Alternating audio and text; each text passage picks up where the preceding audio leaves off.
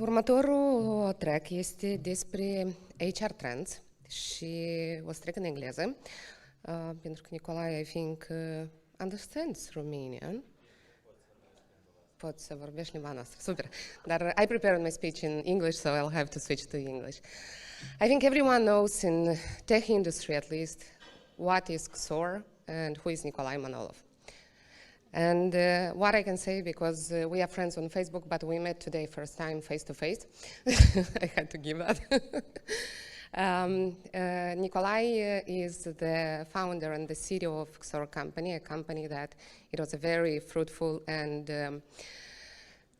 with a very great experience startup that developed a lot during pandemic situation. He will tell us about blue collar and white collar hiring market.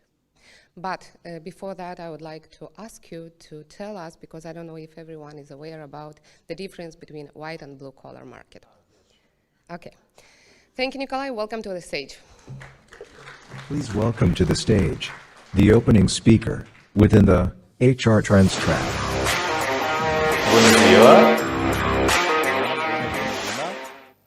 Do you hear me? Yes, sweet. So, I'll present in English today, and I formed this professional in the United States, and I kind of embrace this startup culture, so English is my second tongue. And as you see, I still have strong Slavic accent, maybe not as strong as some people pretend to have in American movies, but still everybody can understand that I'm from somewhere in Europe, so to speak. So today I want to share actually two ideas with you. First of all, it's about blue collar market, and blue collars, this is like common term for jobs which include some industrial, drivers, and what we call mass vacancies, массовые позиции. And white collar is traditionally guys who work in offices, and as you see today, I wear like blue shirt, so I'm kind of blue collar guy. Okay, so the first thing about myself and more about our company, we're a startup established in 2016, and we operate in 93 countries now. We have more than 3 million candidates going through our AI platform every year, and actually it's growing pretty much by 4x year over year recently. And yeah, we raised $12 million in investment, and I'm a chairman of this company. Okay. So talking about blue collar market, and again, I'm gonna speak more from perspective of global market, like across the world, but this things they applied for Moldova as well, pretty much in direct ways. And to be honest, COVID and this whole situation which is going on right now, and it's less about this conflict, it's much more about recession on the financial markets in general. It's actually not changing labor market itself, it just accelerates in certain trends which been within this market for quite a few years already. And the first trend would be that workforce itself is decreasing because this population gap. And we had a baby boomer generation, as you know, after the war, and everybody had lots of kids, and everything was like growing crazy fast. In the last 40 years, people tend to have less children in the families, and this very simple demographic reason that we're having just less people in the labor force in general, and we have more population on retirement already. So we actually had this trend accelerated during COVID a lot because lots of people from older generations, they use this time to retire. And also lots of people moved from traditional type of jobs like warehousing and industrial into so-called gig economy type of jobs. It's like Uber and food delivery and this type of services because they offer more flexibility, more money, and it's easier to work for people when they want to work. And another big trend that during pandemic, because of people who work on white collar type of jobs, they had the opportunity to work from home. And actually this also increased amount of people who actually moved from blue collar type of work into entry and junior level white collar type of jobs, and this also decreased the amount of people available on the general labor market for mass hiring and for blue collar position. And yeah, so and the last one, general trend which already been around for literally like 30 years, it's this so-called digitalization of the world. And of course, during pandemic, I think everybody who didn't order food online started to do so. Everybody who didn't use like services for online documents and everything also started to use it. And I believe in this room we don't have a single person who don't use any type of gig economy tools to make your life easier, right? I mean, we all order taxis, we all order food online and do this kind of things. And during pandemic, this trend actually moved quite a lot within a blue collar type of population. So people who used to go to stores and like stockpile food for months, they start also use some online services to do so. What I'm talking about that actually we see that there are much more like cell phone usage within the blue collar population nowadays, and in general they became much more, so to speak, internet friendly, because back in the day when we just started our company in 2016, we faced the problem of candidates not having a smartphone on quite a regular basis. Now we have this problem much less. So this I see from the fields like in direct way. And what I want to say is that actually all these trends, again, they've been around for quite a while. They've been accelerated through COVID, and now they adding problems for all of us getting white people, blue-collar workers on board. And I believe many of you see that it became more difficult to get your company staffed within the last 3 or 4 years, right? Am I right or wrong? Yeah. So the thing is, these trends, we cannot change them. It's kind of like seasons, and spring is going to come. No, doesn't matter we want it to be here or not. And what we actually can do, we can work around these trends and see what opportunities actually we have based on what we know about the labor market.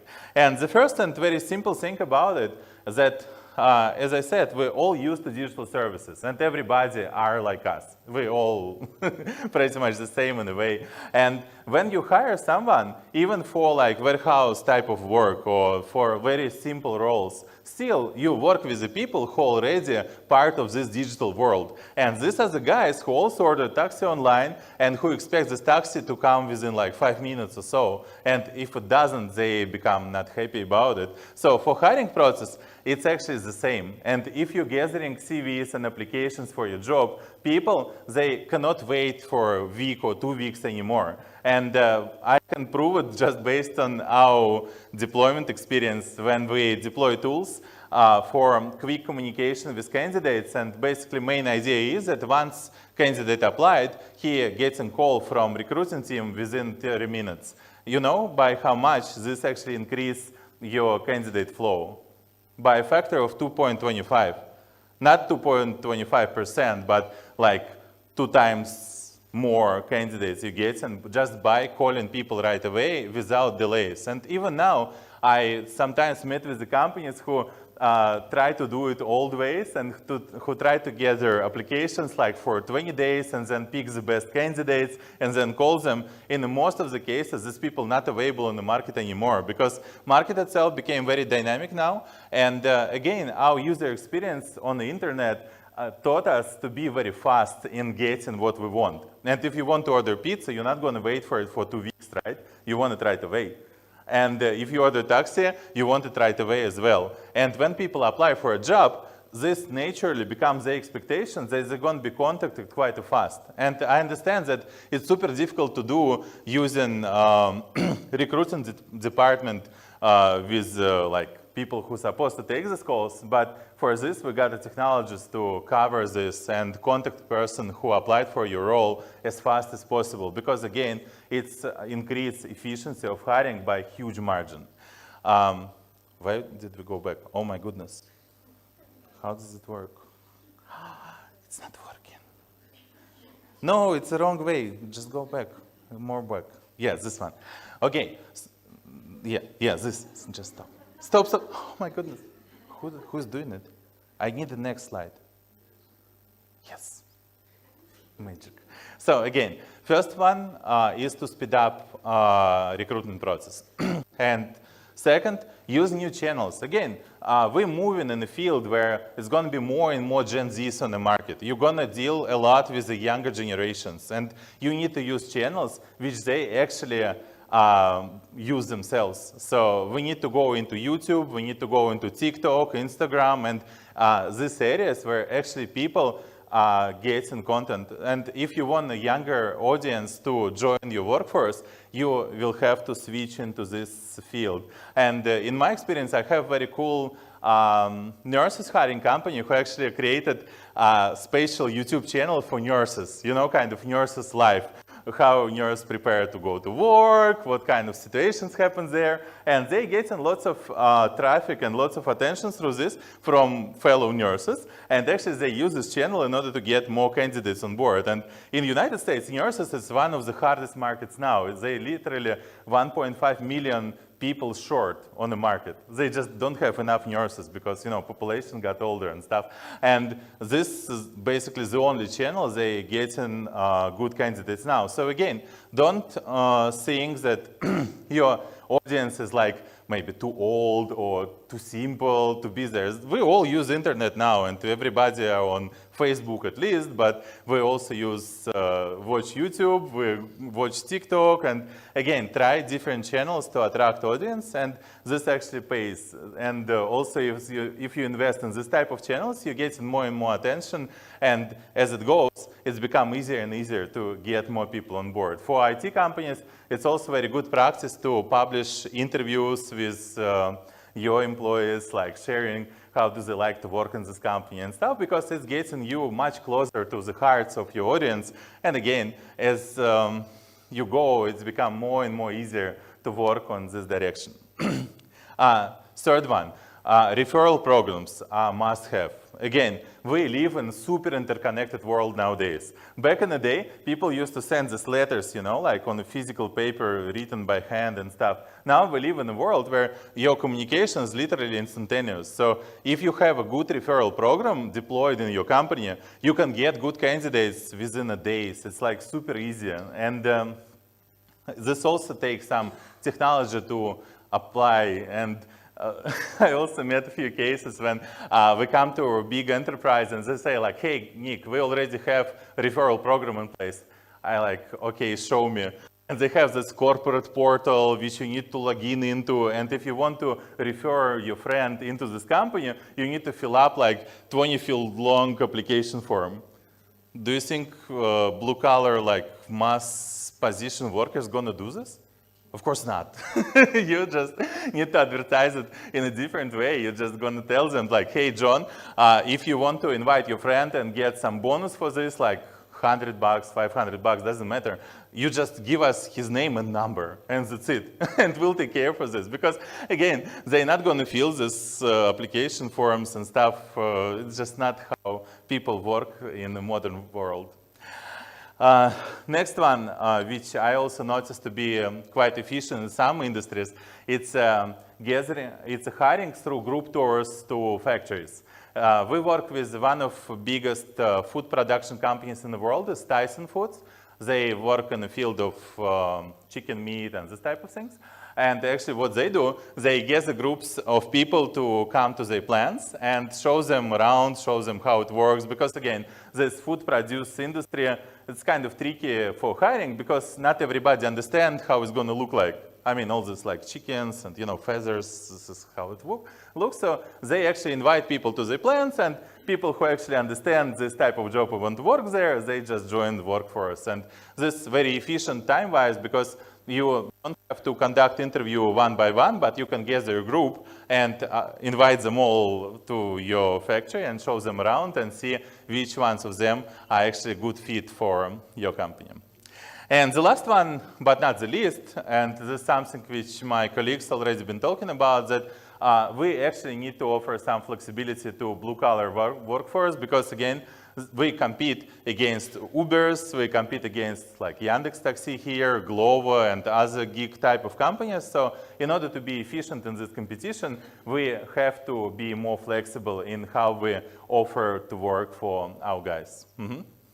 So this is pretty much it about blue-collar market and our research there. If you have more questions, again, feel free to ask me. And I now share this like from not even bird's view, but from like satellite view, like across the world, across the industries we see. But if you have questions for your industry and you want to know something like in particular, feel free to contact me. I'll try to help. Next one, also very cool thing. In Moldova, we're 20,000 IT specialists short. Yes.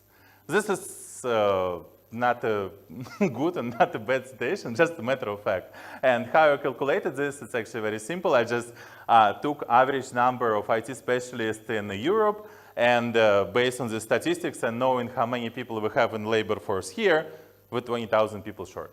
And because of this, I believe some of you had some difficulties in getting IT people on board. Did you? Yeah, this is the reason. There are just not enough people here. And because of this, we have quite aggressive salary growth in the last few years. We struggle to get in, good teams together. And also, in many cases, instead of choosing people who are actually good fit for our role, we just choosing out of one candidate who actually available on the market. And we're not just choosing him, we compete against similar companies to us for just one person, instead of looking for the guy who actually good fit for product we make or service we're creating. And right now we're in a very special situation. I've been in IT for pretty much all my life. I've been working in the United States, then I had my outsourcing company.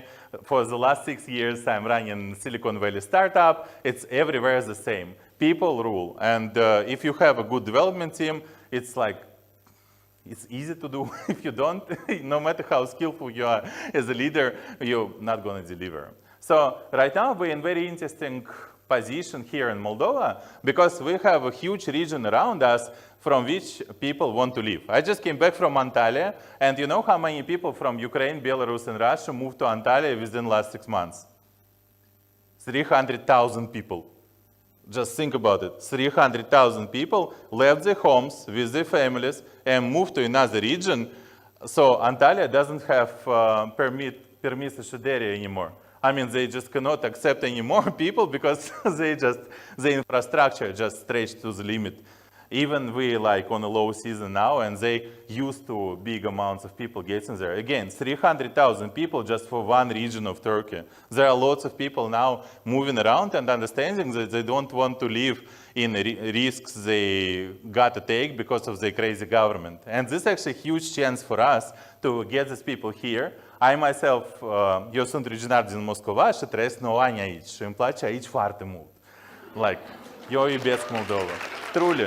And every time I go to American investors, so I speak on the conferences, I proudly say that we have headquarters in Moldova, we build our product here, and we're proud to be here. So what I'm saying that now we have a absolutely unique chance to bring smartest people here and create something great in Moldova. And there are a few questions which people ask me, like about salaries and about do the people actually want to move? Yes, they want.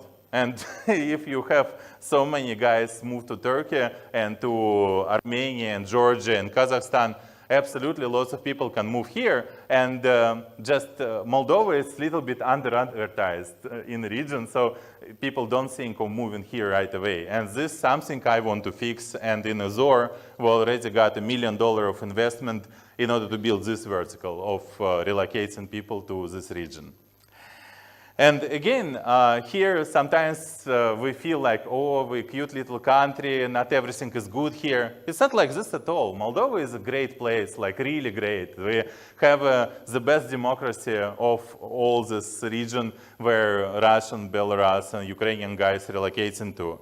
We have a great food and wine, and we have a great culture here, a very embracing culture where you can really fit in for me, it feels like United States to some degree, where you actually join in society and you can contribute and you very quickly find the place where you're supposed to be in this society. There are much less, national tensions compared to Kazakhstan, for instance. I've been to Kazakhstan a few times and it's much more difficult for us to be there. So again, what I'm saying that we have a huge market nearby, and the thing is, even for salaries on Chisinau level without increasing anything, because again, I have research which shows very clearly that out of this whole region, only in Moscow we have a higher salaries than here. We already in IT sector reached the level of St. Petersburg. So it's not a decrease of salary, it's much better and much more peaceful life, great democracy and Moldovan wine. So this is the way I see it, and my goal is to bring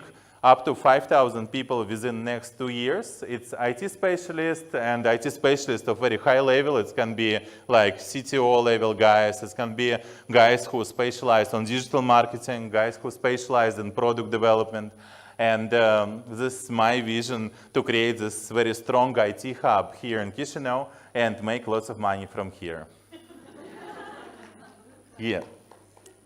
So that's pretty much it, what I want to share with you today. And again, I'm super happy to perform on the stage. Maybe it's less solid type of presentation. It's much more about vision and about doing something for the greater goodness in the future. But again, it's a pleasure to be with you. And again, eu iubesc Moldova foarte mult. But